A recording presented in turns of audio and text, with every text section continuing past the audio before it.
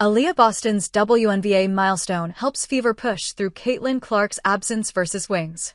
Stephanie White knew Fever was a team to be built around Caitlin Clark and Aliyah Boston. These two are going to go down in history as the greatest, she had said, speaking about the duo.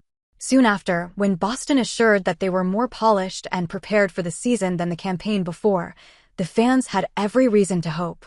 Though it may have dwindled somewhere along the way, the 2023 roadie seems to be reinstating. Despite kicking off the season with a 2-2 record, there was plenty to be excited about for the Fever. Both losses came by a combined margin of just 3 points, and they were holding their own against top-tier teams like the defending champions, New York Liberty. But the real highlight? The chemistry between Caitlin Clark and Aliyah Boston. Through those first 4 games, Boston was putting up a career-best 18.5 points per game, and 19 of her 31 field goals came off assists from Clark. But things took a turn when Caitlin Clark was sidelined for 2 weeks with a left quadriceps injury. Unfortunately, this was just the start of an injury-plagued season for her. The Fever initially struggled to adjust to her absence, but they've since found their rhythm.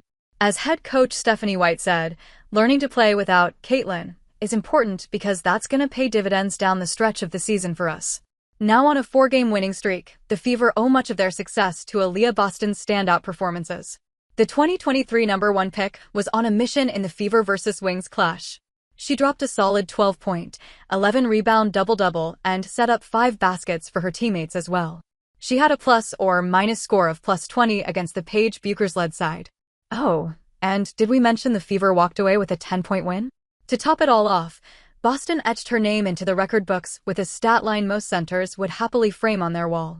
According to Paul Market Hoops, Boston is the only center to have 100-plus assists in the league. Remember when Sirat Sohi said, "It actually unlocks a lot of opportunity for the Fever, where I think that they should start doing some stuff that they should probably incorporate even when Caitlin comes in." If you can have her, Boston, straight up as the person catching the ball on the inbounds, or if you can just have Natasha Howard or Dewana Bonner playing that role, I think it makes running that offense a lot easier. Well, that's exactly what's happened. With Caitlin Clark out, Aliyah Boston has taken the reins in more ways than one, especially as a playmaker. She's currently second on the Fever in assists, averaging 3.8 dimes per game with 107 total. Among centers in the league, only Aya Wilson is the nearest to her, sitting at 3.4 assists per game with 79 in total. So yes, Clark's absence has given Boston the chance to evolve her game and quickly turn into the WNBA's equivalent of Nikola Jokic. But that's not the only reason Aliyah Boston's been making headlines lately. She's making some major moves off the court too. Aliyah Boston launches new podcast with Candace Parker. The podcast world has been booming lately and the WNBA aren't behind. From Sue Bird's A Touch More with Sue Bird and Megan Rapinoe, to Cameron Brink's Straight to Cam to Show Me Something, the league's voices are getting louder off the court. Now, add one more to the list. Aliyah Boston is teaming up with WNBA legend Candace Parker to launch a brand new podcast called Post Moves. Getting to do this podcast with Candace is a dream. She's not only a great friend, but she's someone I've long admired, not just for what she's done in the game, but for how she carries herself off the court, Aliyah Boston said in a written statement. Post Moves is just us being ourselves and talking hoops, life, and whatever else is on our mind.